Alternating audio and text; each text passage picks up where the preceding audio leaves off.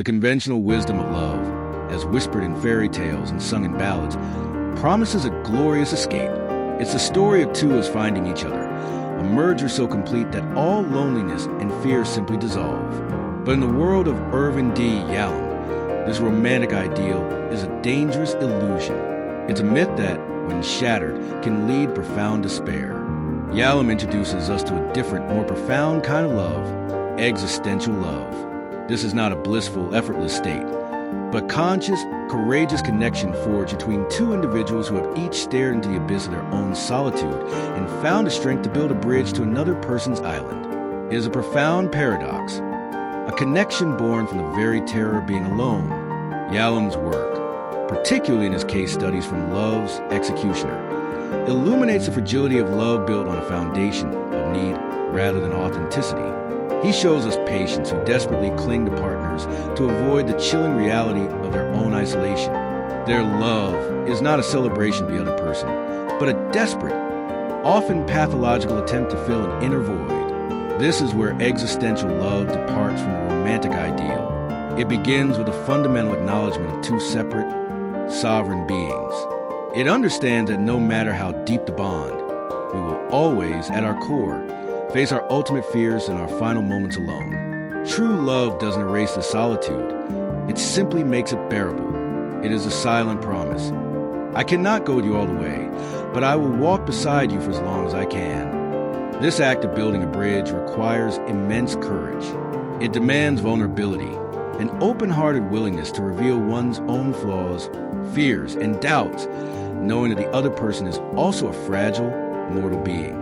This is a merger of souls, but dance of two whole beings, each honoring the other's freedom and separateness. Yalom often speaks of the givens of existence, death, freedom, and isolation, as the raw materials from which this love is forged. The awareness of our mortality gives love its urgency and preciousness.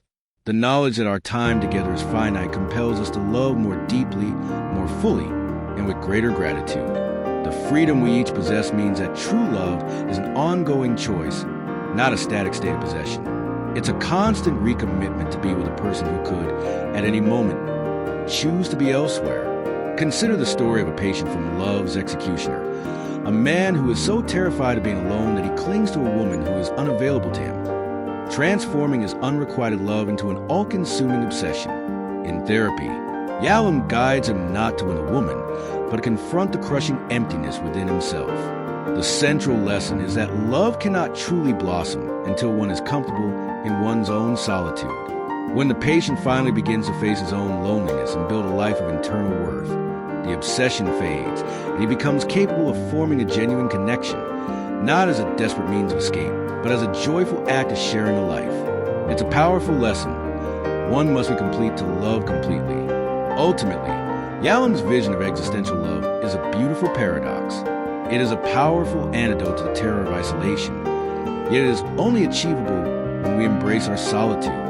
It is a celebration of life, made all the more vibrant by our clear-eyed acknowledgement of death. It is the ultimate human connection, but it fiercely protects the freedom and individuality of those who share it. It's a love that is not only real, but powerful enough to face the darkness of the world, not by escaping it, but by illuminating it together in the vast expanse of the human psyche. There lies a fear more profound than that of death, a chilling dread that whispers an ultimate and unyielding reality, existential loneliness.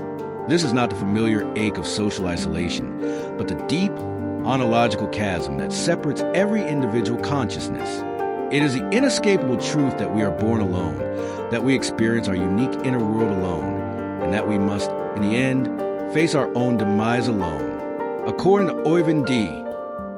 Yalom, this terror of isolation is the foundational anxiety that, left unaddressed, can lead to a life of profound emptiness. Yet, through his stories, he offers a powerful and compassionate antidote: love.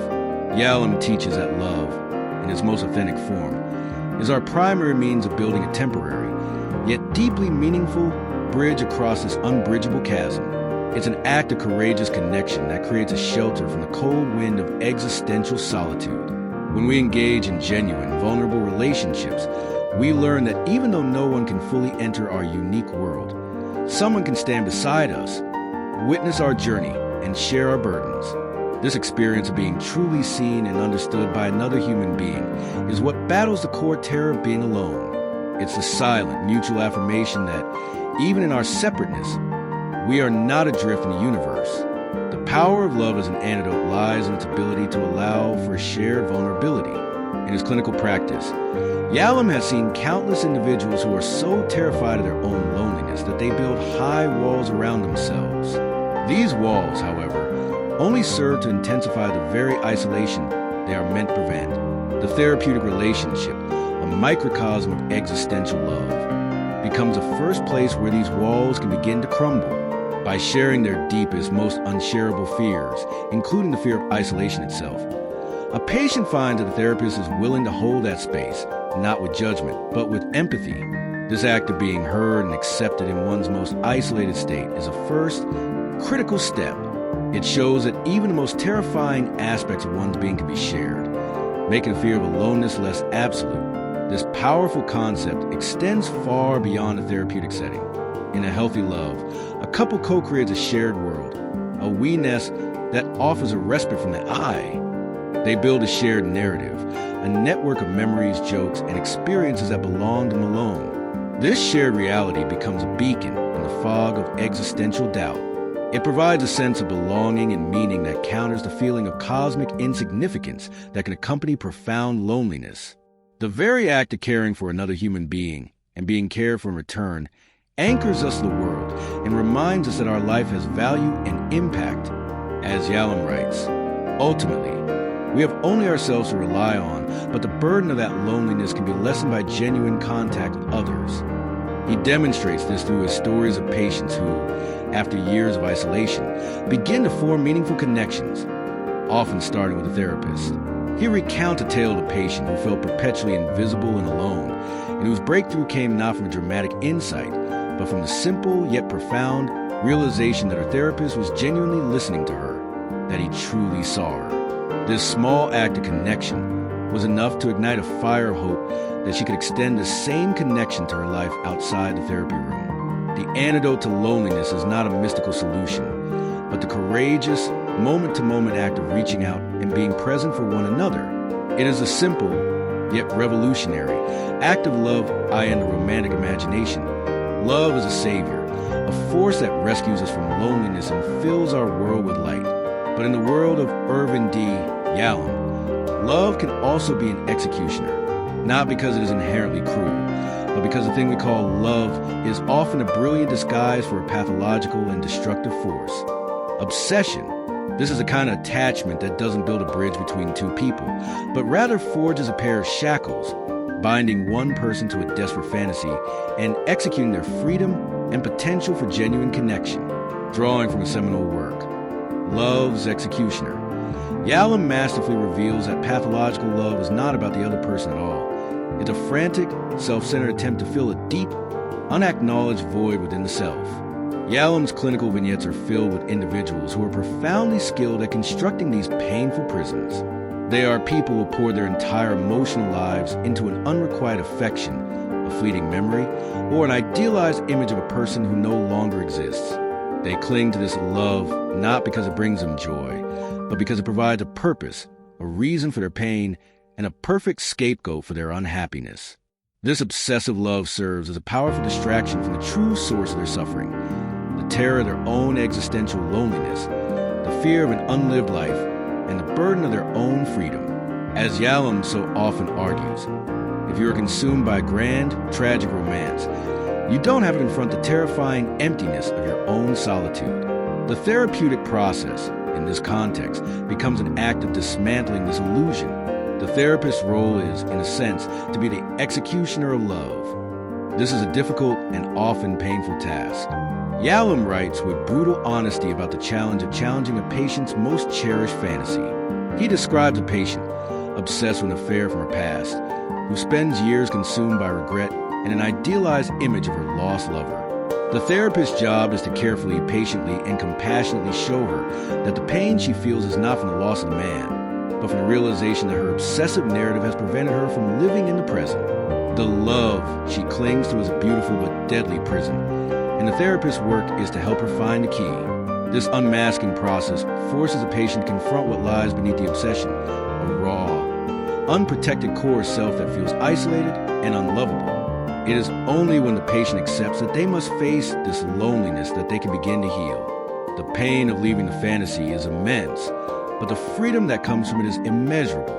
The patient discovers that they are not incomplete and that their value does not depend on the affection of another person. They learn that the capacity to love and be loved resides within them, not within the person they are obsessing over. Ultimately, Yalom's stories of obsession are a powerful cautionary tale about the dangers of using another person as a means to an end. They teach us that true love is a courageous act of a complete person choosing to connect with another complete person. It is not about filling a hole, but about building something new together. The executioner love is not a destructive force, but a liberator, breaking the shackles of illusion so that a genuine, authentic connection can finally begin to grow. I end the world of Yalom. Not all love stories are found in grand gestures or romantic entanglements. Some of the most profound and transformative are forged in the quiet intimacy of the consulting room. Here, Yalom posits, a special kind of existential love develops, a unique and powerful bond between therapist and patient that serves as a crucible for all other healthy relationships. This love is not romantic or familial, but an unconditional, one-sided act of care, empathy, and acceptance that teaches the patient a fundamental truth, that they are worthy of being seen and loved.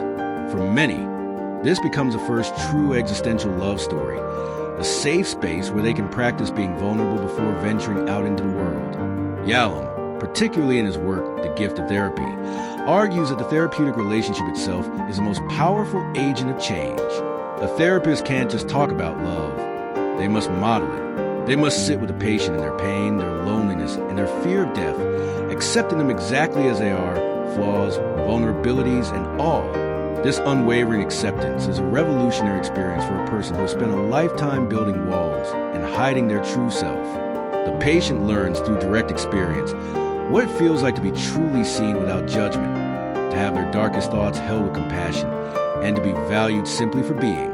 This experience directly confronts the terror of existential isolation by providing a powerful, living counterexample.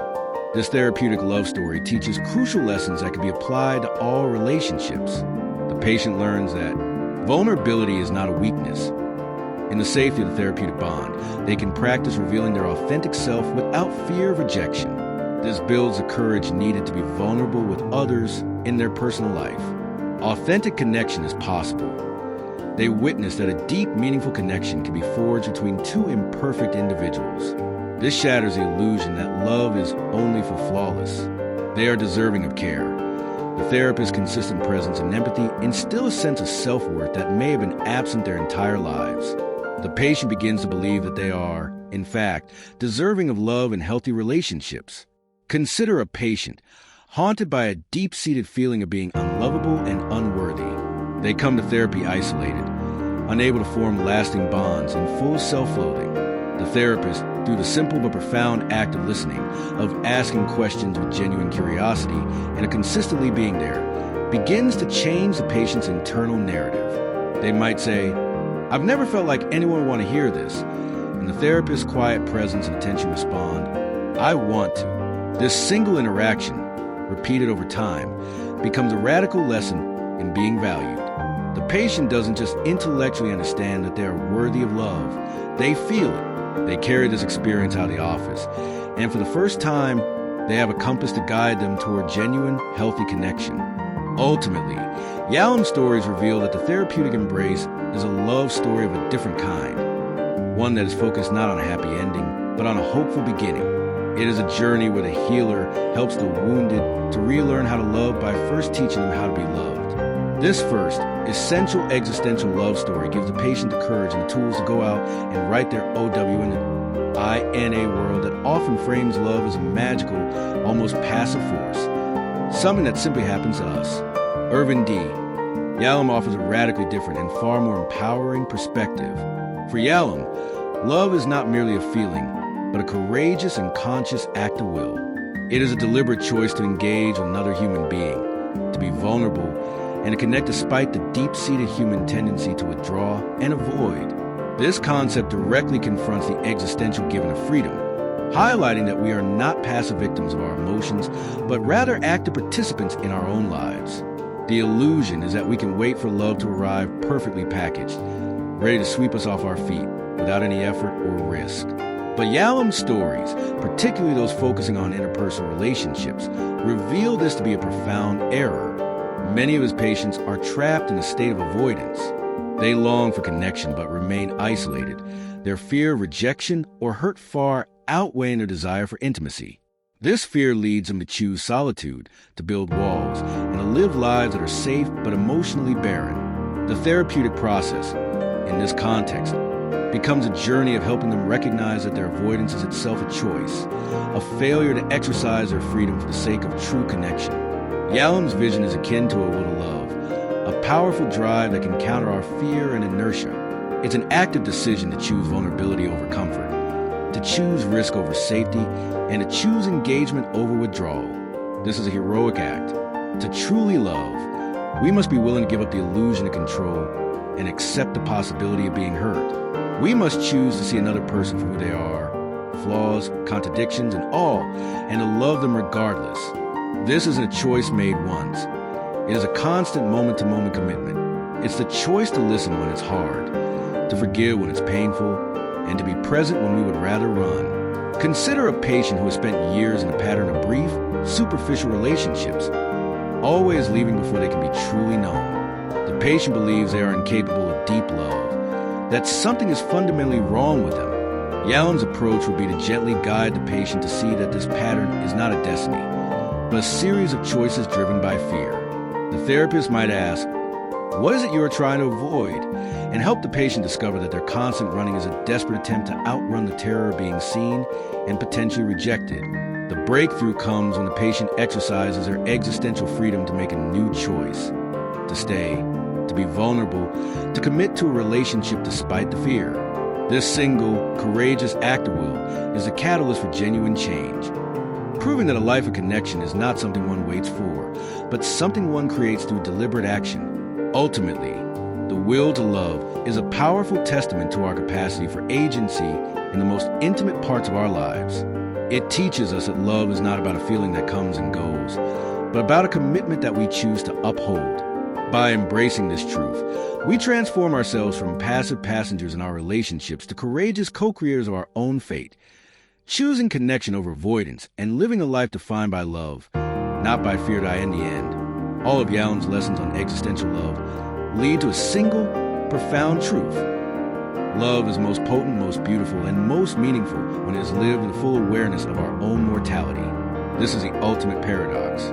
We seek love to defy death, yet it is only by accepting death that we can truly, authentically, and fully love.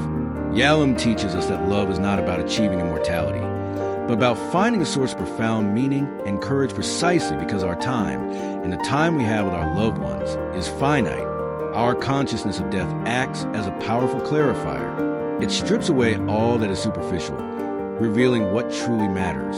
In the face of our inevitable end, career ambitions, material possessions, and social status lose their luster. What remains is the preciousness of connection, the shared laughter, the quiet moment of presence, the genuine embrace. Love, therefore, becomes not a distraction from death, but a profound act of creation in a universe that may be indifferent. And in a life that will certainly end, the love we create and share is one of the most powerful, meaningful things we can do. It is a way to affirm life, to build something beautiful against the backdrop of its certain end. Yalom's stories from his clinical practice are full of poignant examples of love lived in the shadow of death. He tells of couples facing terminal illness, where the typical anxieties of life melt away, replaced by a deep honesty and an intense appreciation for each moment. They stop worrying about trivial disputes and begin to sit with one another, sharing their fears, regrets, and their love without reservation. In these moments, their love takes on a new, raw beauty. They are not hiding from death. They are embracing life in its most fragile and profound state. Their connection becomes a sanctuary, a shared fortress of courage against the unknown. They do not escape their aloneness, but they face it together, transforming a terrifying journey into a shared, sacred experience. This perspective is a radical departure from a romantic ideal. It tells us that love's purpose is not to make us immortal, but to make our brief, mortal lives infinitely more valuable. It is a lesson that can be applied to all of us, not just those facing immediate mortality, by living and loving as if our time were limited. Because we infuse every interaction with a sense of urgency and gratitude. We choose to be present, to listen, to forgive, and to cherish our loved ones fully. The love we forge in the shadow of death is a testament to our capacity to find meaning, courage, and light even in the face of our greatest fear.